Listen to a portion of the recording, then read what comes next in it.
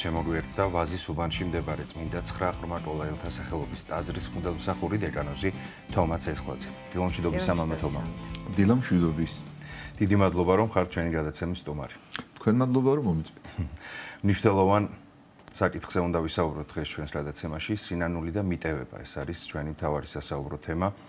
რომ განმარტოთ პირველ რიგში ტრადიციულად ჩვენი მაყურებლისთვის რას ნიშნავს სინანული და ზოგადად რამდენად გააჩნია ეს თანამედროვე ადამიანს. გვაქვს თუ არა ამის შეგრძნების შესაძლებლობა და გამოვლენა. ქრისტე შეგვეციოს სინანული ზოგჯერ არის, მოდი ესე შევხედოთ რა თანამედროვე საზოგადოება რახანს ახსენეთ. მაშინ პირველ რიგში ალბათ აქცენტი უნდა გაკეთდეს იმაზე თუ როგორ აღიქვამს ხშირ შემთხვევაში თანამედროვე ადამიანის სინანულს. ადამიანთა უმეტესობისთვის დღეს სინანული ასოცირდება გარკვეულ შეგრძნებებთან, თქვა წუხარების განცდასთან, საკუთარი ცხოვრების შეცდომების სიმძიმის განცდასთან, ასოცირდება გარკვეულ აი ესე წუხილთან, რომ იმ შეცდომების გამო რომელიც მან ჩაიდინა. სინამდვილეში სინანული განცდები მაინც და მაინც არ არის. სინამდვილეში ნამდვილი სინანული ეს არის ცვლილება, გარდაქმნა, არა ჯდომა და ფიქრი საკუთარ შეცდომაზე, არამედ ახალი გზის დაწყება, საკუთარი სულის განახლების და შეცვლის, საკუთარი გონებრივი თუ სულიერი ხედვების შეცვლის პროცესი. სიტყვა მეტანოია სწორედ ამას ნიშნავს. მეტა შემდგომი გარდაქმნა, ანუ გონება და გული, გონება და სული უნდა გარდაიქმნას. ბერძნულიდან გამომდინარე მარტო გონებაა იქ მოხსენიებული, მაგრამ ჩვენთვის ქართველებისთვის გონებაში სულიც იგულისხმება, გულიც იგულისხმება, ჩვენი მსოფლმხედველობა და ჩვენი დამოკიდებულებები იგულისხმება სინამდვილეში. უფრო სიღრმეში ალბათ არ ღირს აქ ჩასვლა, მაგრამ მთავარი რაც უნდა ითქვას, მეტანია, რასაც ჩვენ აღვასრულებთ ხოლმე.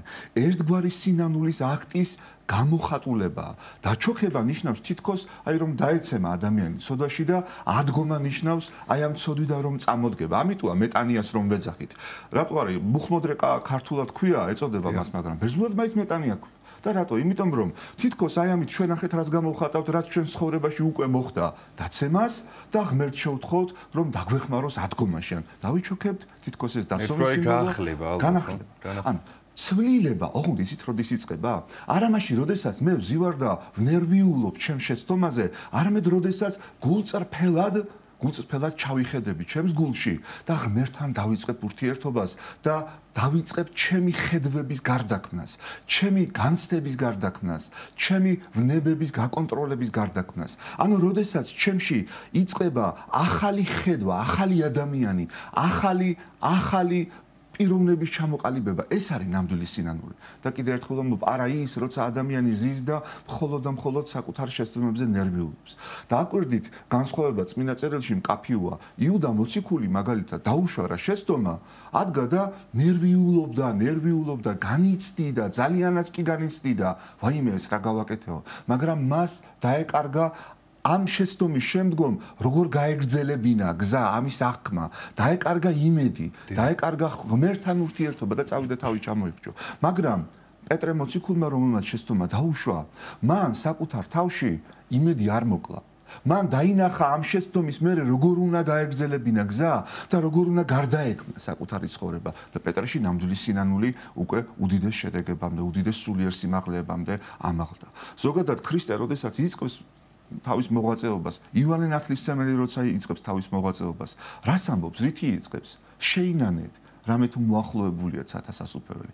ოღონდ ეს შეინანეთ იმას კი არ ნიშნავს, კიდევ ერთხელ ხაზგასმით ვამბობ, რომ აბა ხალხო ეხლა დაჯექით და დაიწყეთ ნერვიულობა და გოდება თქვენი ცოდვების შესახებ, რაც ჩაგიდენიათ ცხოვრებაში.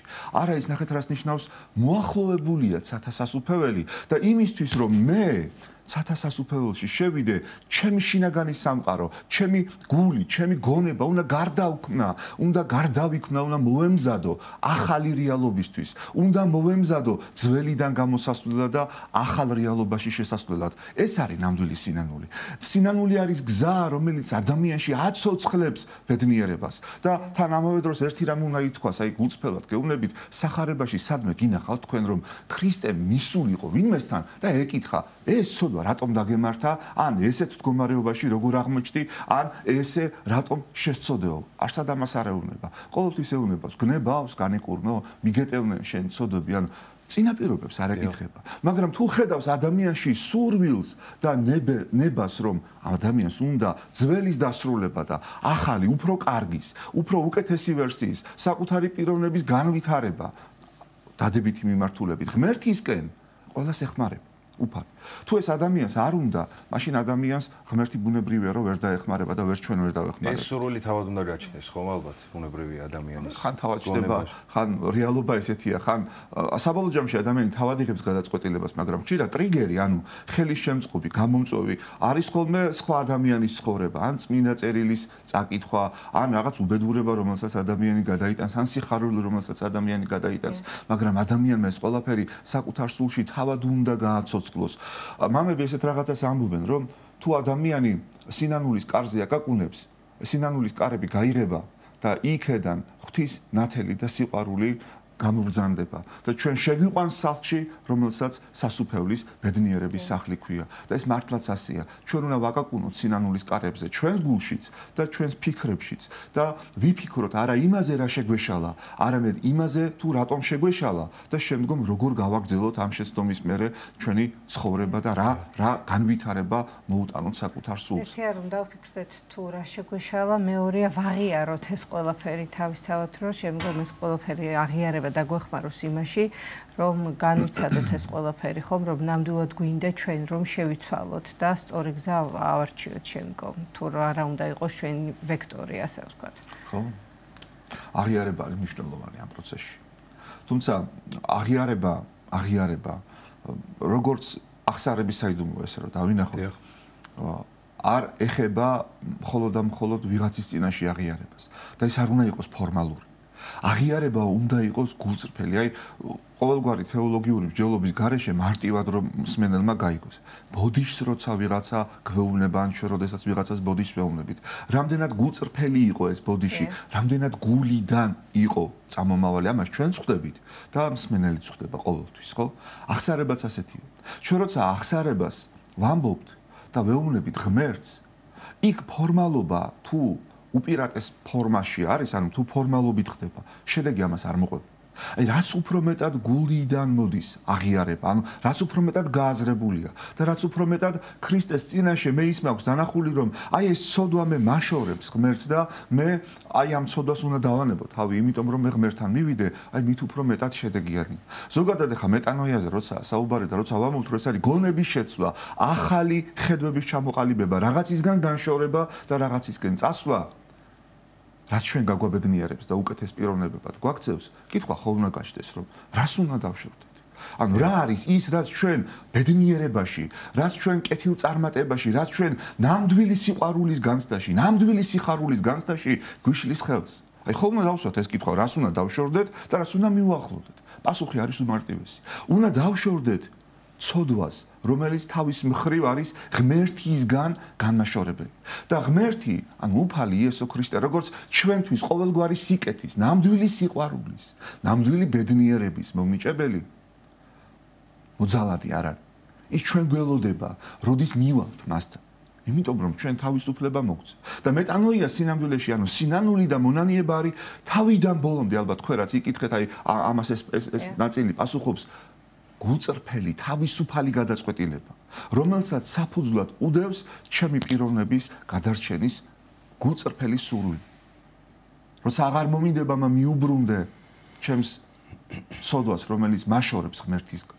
როცა აღარ მომინდება მიუბრუნდე იმ ნარწყევს, რომელიც დამაზიანებელია ჩემი სულის, ან წმინდა წერილის პერიფრაზირებას ვახდენ ამ შემთხვევაში. როცა აღარ მომინდება როცა ვიტყვი, რომ აი ეს მე მანგრევს, როცა ამას დავინახავ. იარაღიც რო დამადონ ალბათ მე თავზე იმ ცოდვას აღარ გავიმეორე. როცა ნამდვილია სინანული, როცა ნამდვილია აღსარება. მე თვითონვე დისტანცირდები ცოდვისგან, იმიტომ რომ ვიცი, რომ ის დამანგრეველია ჩემთვის. ადამიანი ესეთი არსებაა, ინსტინქტში უდევს, რაც სუდია იმას განრიდება. თქვათ, რავი, ცეცხლი რვანთია, ხელს არ შეყობს იმ ცეცხლში. გახურებულ ნივთს ხელს არ ადებს, იმიტომ რომ იცის რომ დააზიანებს. მანქანა რომ მოდის წინ არ დაუდგება ჭკუატყოფელი ადამიანი. ფანჯრიდან არავინ ხდება ესე, იმიტომ რომ იცის რომ დაზიანდება. ელექტროენერგიასთან, დენის წყაროსთან ხელს არავინ ადებს პირდაპირ, იმიტომ რომ იცის რომ დამაზიანებელია. ანუ ადამიანი ინსტინქტურად ისედაც ესეა მოწყობილი, რომ რაც მისთვის ცუდია, ამას უნდა განეშოროს. ესეთი ინსტინქტი მომთხოვნა, რომ ადამიანი იგივე ცოდვაში ვარდება ხოლმე. იმიტომ რომ არა აქვს დანახული იმის სიცუდე ბოლომდე. ვერ ხვდება ის რას უშვება. აი თქვა სიგარეტს რო ეწევა ადამიანის ვერ ხვდება რას აზიანებს მასში. საკმარისი ადამიანმა გაიაზროს, რას აკარგვინებს და მიხვდეს შეგრძნებაში, რა ცუდი არის ეს მისთვის. მაშინვე როგორც გახურებულნი ცხელს არ მიადებდა ადამიანი, იმიტომ რომ იცის რომ დამაზიანებელია, ისევე ამისგან დაიწყებს განშორებას და მაშინ დაიწყება ნამდვილი ცვლილება მასში. ანუ მისი აზრების გარდაქმნა, მისი დამოკიდებულებების გარდაქმნა, მისი პოზიციის გარდაქმნა. თუ აქამდე ვნებით იყო და სურვილი ქონდა რომ ეს გაეკეთებინა, თქვა რაღაც კონკრეტული ცუდი. გარდაქმნის შემდგომ და გარდაქმნის პროცესში ადამიანი ხვდება რომ აი ეს რაც მისთვის სასურველი იყო სინამდვილეში დამაზიანებელი ყოფილა. ანუ ჩვენი პერსპექტივის ცვლილება სინამდვილეში, ნამდვილი სინამდვილე.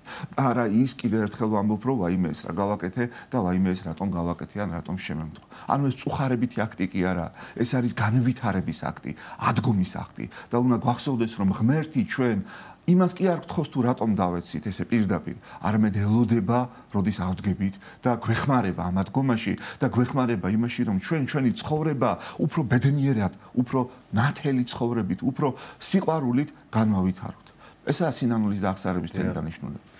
მამა თომა, მიზეზებზე მინდა ვისაუბროთ მიტევებასთან დაკავშირებით, რატომ გვიჭირს ადამიანებს, რომ ერთმანეთს მიუტევოთ, ვაპატიოთ, აი ჩვენ საუბრის დასაწყისში თანამედროვე ადამიანი და მისი ცხოვრება, ჩვენი ცხოვრება ვახსენეთ. ალბათ არ არსებობს პერიოდი, სადაც არ უჭირდა ხო ადამიანს, ყოველთვის იყო ალბათ ნებისმიერ პერიოდში და ნებისმიერ საუკუნეში მიტევება და არასდროს არ უტევებდნენ ალბათ მარტივად ერთმანეთს, თუმცა დღეს ჩვენ რეალობიდან, ჩვენს თანამედროვე ცხოვრებაზე ვისაუბროთ და ჩვენს თანამედროვე ადამიანებს. რატომ გვიჭირს რომ ერთმანეთს ბოდიში ვუთხრათ, ვართ თუ არა დამნაშავე ამის მიუხედავად. ნუ თუ დამნაშავე არა ვართ, მით უმეტეს ალბათ არ გამოვიყენებთ ხომ ამ სიტყვებს და არ მიუტევებთ, მაგრამ რატომ ხდება ისე რომ, როდესაც ხვდებით და გავაანალიზებთ რომ ვართ დამნაშავე, ვთხოვოთ პატიება ბოდიში მოუხადოთ ადამიანს იმისათვის რომ მე ისევ თბილად და თბილად გაგრძელდეს ჩვენი ურთიერთობა.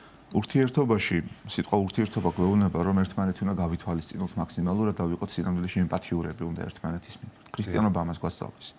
მიტევება არ ნიშნავს პატიებას. ანუ ზოგჯერ მიტევებას აი ადამიანი რო ამბობს, რომ მე მიჭირს მიუტევო თქვა, აი ჩემს ვიღაცა ახლობელს, რომელმაც ასეთი რამ გამიკეთა, გულისხმობენ ხოლმე, რომ მე მიჭირს მისდამი პატიება. დიახ. ამას გულისხმობ.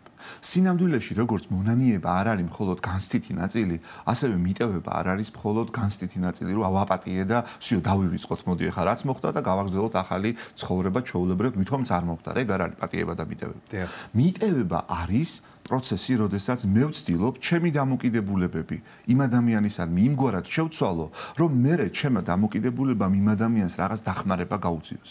ანუ ვისაც შეუძლია რომ იტვირთოს თავისი მოყვასი უფრო ძლიერმა თუ იმას შეეშალა და სუსტი აღმოჩნდა და მე თუ უფრო ძლიერი ვარ და ამ ყველაფერს ხვდები და ვაანალიზებ მე ეს ადამიანი უნდა ვიტვირთო როგორც ამას წმინდა წერილი გვასწავლის რომ ერთმანეთის სიმძიმე უნდა ვიტვირთოთ ანუ მიტევება კიდევ ერთხელ ვამბობ როგორც სინანული არ არის მარტო ემოციური მოცემულობა მიტევება არ დაიყვანება მხოლოდ იქამდე რომ აი მე ვსიო აპატიე აღარ ნერვიულობ რაც გააკეთა მიუტევე და მორჩა ხელების დამიბანია ის კარგად მე კარგად არა მიტევება არის პროცესი, როცა მე როგორც უფრო თქვა თუ მე მივხვდი მის შეცდომის არსს და მე ვაანალიზებ, ანუ ესე იგი უფრო მეტი მესმის, მეტი შემიძლია, უნდა დავეხმარო ამ ადამიანს სინანულში.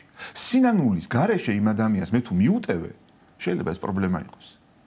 ანუ უყურეთ, სინანულის გარეშე იმას კი არ ნიშნავს, რომ იმ ადამიანს განცდა არ აქვს სინანულის და ვაიმე ეს რა გაუკეთეო, თქვა, ფიქრობ ჩემზე. არა, ნახეთ მე უნდა მივიღო მონაწილეობა მისი სულიერი გადარჩენის პროცესში. აი მაშინ იქნება ჩემი მხრიდან მისდამი ნამდვილი მიტევება. ანუ როცა ხელს კი არ უკრავდა, რავი, მოხდა, კარგად ბრძანებოდა, მე კარგად იქნები შენ. ეს არა. აი როცა მივიღებ მონაწილეობას, თუნდაც სიტყვით, თუნდაც უბრალოდ საუბრით. ანუ ეს არ შეიძლება მოვიდა ბოდიში მითხრა და კაი ბატონო, მიღებულია შენი ბოდიში და всё გავაგრძელე ცხოვრება. ეგ არ არის მიტევება. სინანულის გარეშე. მე უნდა მივიღო მონაწილეობა მის სინანულში. ახლა მის მაგივრად განცდაში შეიძლება ვერ შევიდე, მაგრამ სინანული ხო განცდა არ არის. სინანული ხომ ცვლილება, ანუ მე უნდა მივიღო მონაწილეობა მის ცვლილებაში და ამისთვის რაღაც უნდა გავაკეთო. მინიმუმ ჩემი სიყვარული უნდა დავანახო. მინიმუმ ჩემი გული უნდა დავანახო, რომელიც ღია. მინიმუმ ჩემი გულით უნდა ვიმოქმედო მას. შეიძლება სიტყვითაც ვიმოქმედო. უთხრა რომ არა უშავს, რავი, ყველა შეგვშილია ცხოვრებაში. თავარი ის კი არა რომ შეგვეშალა, თავარი ისაა რომ ჩვენ სასუფეველში ერთად უნდა შევიდეთ და მოდი ერთმანეთი უფრო მეტად შევიყვაროთ და მე როგორ გააგრძელებ კიდევ. ჩვენ ის უნდა დავთესოთ, ხო? ისიც ძალიან მნიშვნელოვანი არის ალბათ და ყველაზე მნიშვნელოვნად მიმაჩნია, როდესაც შეგიძლია ამ ადამიანის მიმართ და მის გამო რომ მილოცო. ეს რა თქმა უნდა პირველ რიგში შენ სულს დაეხმარებოდ და ასევე მას და როდესაც შეგიძლია რომ ილოცო მისთვის, შესაბამისად ეს უკვე ნიშნავს იმას, რომ შენ შეგიძლია მიტევება და მიტევებული გაქვს მისთვის. და შენ ცითხო უფლისგან რომ მოგეტევოს, ვინაიდან ყოველდღე ჩვენ ამას ვამბობთ, რომ უფალს ამას ვთხოვთ კი. ხო, არ ვიცი. ჩვენ მოგვიტევოს, როგორც ჩვენც მივუტევთ ხოლმე. მაგრამ ერთი ფაქტია, რომ თუ ჩვენ ესე მამებიც ამას ამბობენ ხოლმე ხშირად რა მე ვიყენებ ხშირად ამ ნათქვამს, ჯობია ახლობლებთან ღმერთზე ლაპარაკს, ღმერთს ველაპარაკოთ ჩვენს ახლობლებზე უფრო მეტად. ხო, ანუ ვილოცოთ, ესე იგი ღმერთთან ვიქონიოთ ურთიერთობა. იმიტომ რომ როცა ადამიანი ღმერთზე საუბრება თავის ახლობელზე, ის მე იმ ახლობელსაც უკვე სხვა სულით ელაპარაკება. ანუ მქონია რა ცხოვრებაში მე შემთხვევა და დარწმუნებული ვარ თქვენს და ნებისმიერ ჩვენ მაყურებელსაც ექნებოდა შემთხვევა, როცა ადამიანთან რაღაცა აქვს სათქმელი, რაღაც საკითხი მომხდარის შემდგომ უნდა განიხილოს. მე ყოველთვის ვცდილობ, რომ აი სანამ იმ ადამიანს დაველაპარაკები, ვილოცო, ნუ იმ პროცესში ვცდილობ, გულში ვილოცო, მაგრამ იქამდე განსაკუთრებით ვცდილობ, რომ ვილოცო, ღმერთს ვთხოვო სწორა წარმართვა ჩვენი საუბრის და იმ ადამიანის და ჩემი სულის გადარჩენა ვთხოვ.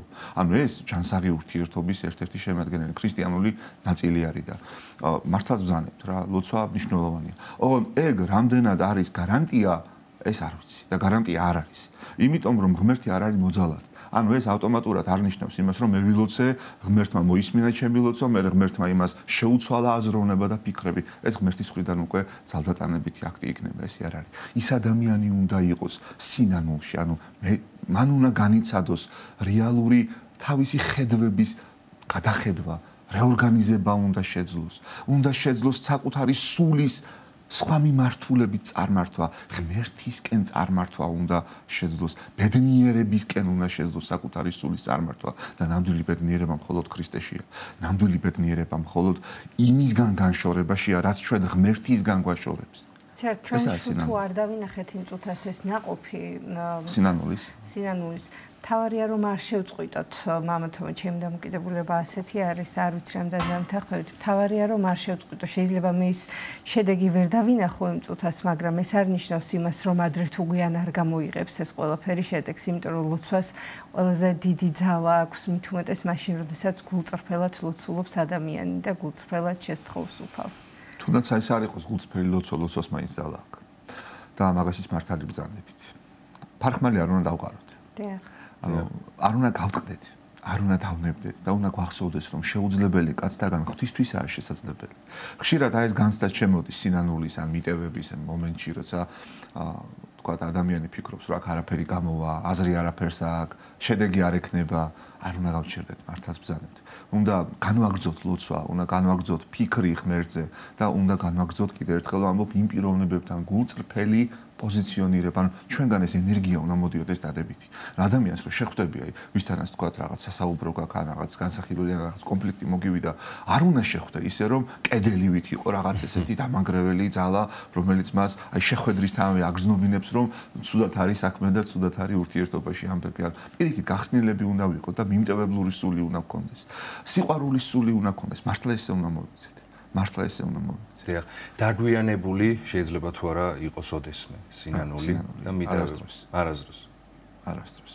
ნუ ერთია რომ ქრონოლოგიურად შეიძლება ადრეც ჯობდა აი ეს განცდა და ეს შეიძლება მეტად ადრე გაგვეკეთებინა და მაგრამ ნუ როგორც ნათქვამია ჯობს გვიან მიდრე არასდროსო და არასდროს ამბავს ჯობია გვიან გავაკეთოთ თუმცა გვიანს და არასდროს ჯობია მის დროზე გავაკეთოთ დროულად ვიმოქმედოთ და არ გადავდოთ ხოლმე სინანული და არ გადავდოთ ჩვენი სულის შეცვლის ფიქრი და სხვა ადამიანების დახმარების თუ სინანულით ურთიერთობის ფიქრი ოჯახთან მიმართებაში როგორ უნდა იყოს ეს სათნოება, სინანული, მიტევება, როგორ უნდა გამოიყენონ ეს ერთმანეთთან ურთიერთობაში ადამიანებმა. პირველ რიგში ალბათ ეს არის მნიშვნელოვანი, ხო, საკუთარ ოჯახის წევრთან გქონდეს ისეთი დამოკიდებულება, რომ შემდეგ სხვა ადამიანებთან ურთიერთობაში ყოფა ცხოვრებაში გამოიყენო შესაბამისად. სინანულის ჩვენ დიდი ოჯახი ვართ ყველა.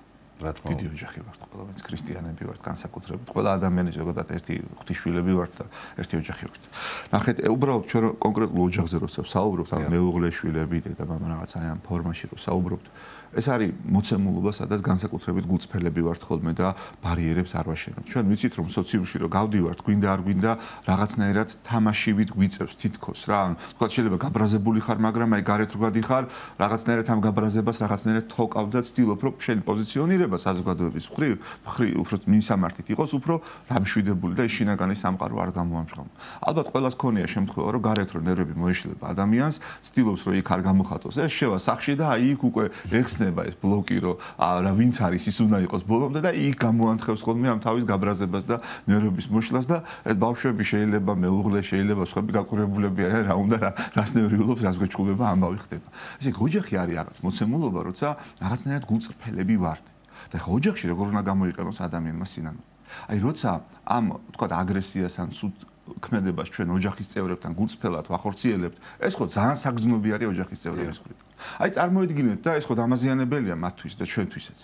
წარმოიდგინეთ მე თუ ოჯახის წევრების მიმართ და ჩემ სულში, რასაც დავანახებ, აი ამ პოზიციონირებაში ვიქნები სინანულის მაგალითის მიმცემ. რამხელა შედეგი მოყვება ამას? ანუ თუ მე საკუთარ თავზე გულწრფელად ფიქრობ, ზოგადად ნებისმიერი სინანული, თუნდაც სხვისადმი პატიების გაგებით სინანული და მიტევება, იწყება საკუთარ თავში ცვლილებით. და თუ მე ჩემ ოჯახის წევრებს ვაგრძნობინებ, რომ მე, აი ახლა მე ვმუშაობ საკუთარ თავზე, რომ მე შევცვალო ჩემი ცხოვრება, ეს პირველ რიგში არის ნათელი მაგალითი შვილებისთვის, მეუღლისთვის, მშობლებისთვის. და მე უკვე სინანული ცოცხლდება და ნამდვილი ხდება ოჯახში. ანუ ჯანსაღი პროცესი წარიმართება.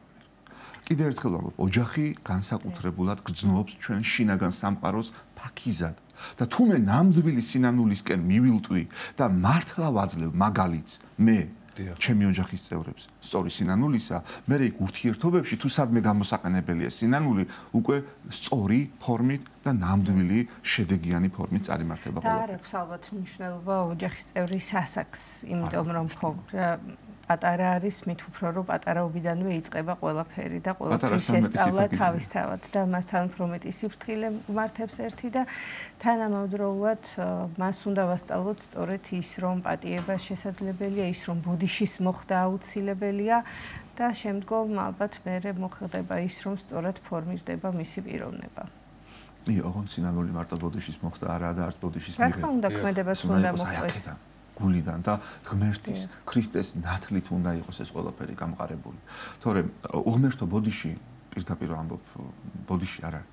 ადამიანი, რომელიც არ ფიქრობს საკუთარი სულის ცვლილებაზე, საკუთარი ქცევის ცვლილებაზე, საკუთარ პიროვნულ განვითარებაზე, თუ არ ფიქრობს, მისი ბოდიში იქნება ხშირად ზედაპირული. უბრალოდ არის ზედაპირული.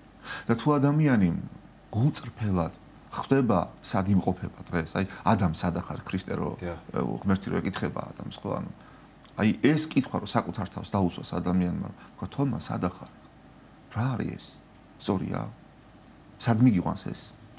აი ეს კითხვა რო დაუსვას და ამაზე დაფიქრდეს ადამიანი, მე უკვე ბოდიშიც ნამდვილი, სინანულიც ნამდვილი ხდება, იმიტომ რომ ადამიანში იწყება ცვლილება, მეტამორფოზა, გარდაქმნა. აი ეს ამთავარ რეალური აღქმა საკუთარი დაცემული მდგომარეობისა და იქიდან გამოსავლის პოვნაკი ძალიან ადვილია, როცა ღმერთს მიმართავ და ლოცვას დაიწყებ. კიდევ ერთხელ ჩვენი საუბრის ბოლოს შევახსენოთ მაყურებელს, შევაჯამოთ ერთგვარად ჩვენი დღევანდელი შეხვედრა მამათომა, რატომ არის აუცილებელი, რომ ეს შეგრძნებები, ეს სათნოებები ადამიანს გააჩნდეს თავისი მთელი ცხოვრების განმავლობაში სინანული და მიტევება. ხო. თუ ადამიანს უნდა ბედნიერება ამ ქვეყანაზე, თუ ადამიანს უნდა იყოს ის, ვინც არის სინამდვილეში, ანუ ღვთის ხატი და მსგავსი. თუ ადამიანს უნდა სასუფეველში ყოფნა, თუ რომელიმე ჩვენგანი ვერ იტევს ამ ცხოვრების წუთი სოფლის ტანჯვას და განსასწრებს, ყველაზე ადვილი გამოსავალი აქედან არის ნამდვილი სინანული, გარდაქმნა საკუთარი სულისა და ამგვარად მერე სხვა ადამიანების სულების გარდაქმნაშიც მონაწილეობის მიღება. და ეს ყველაფერი იმედის გარეშე შეუძლებელია. ოღონდ იმედის გარეშე, რომ ამბობ, აქ იმედი უნდა გქონდეს, ვისი კითხვა უნდა დაისვას ქრისტეს იმედის გარეშე შეუძლებელი ამ პროცესის წარმოება. ანუ ნამდვილი სინანული არის საკუთარი შეცდომების გაანალიზება, ქრისტეს იმედით, ქრისტესკენ ნაბიჯების გადადგმა და ამ დროს უფალი მოვა და მოკიდებს ხელს და წაგიყვანს ბედნიერებისკენ, სიყვარულისკენ და სასუფევლისკენ. არ შეგვეშინდეს და ფარხმალი არ დავუყოთ. ეს ძალიან დიდი მადლობა მამათომა საინტერესო საუბრისთვის დაგემშვიდობებით. ვაზის უბანში მდებარე წმინდა 9 ყრმა კოლელთა სახელობის ტაძრის მღვდელმსახური დეკანოზი თომას ეწყლაძე იყო ჩვენი სტუდიის სტუმარი.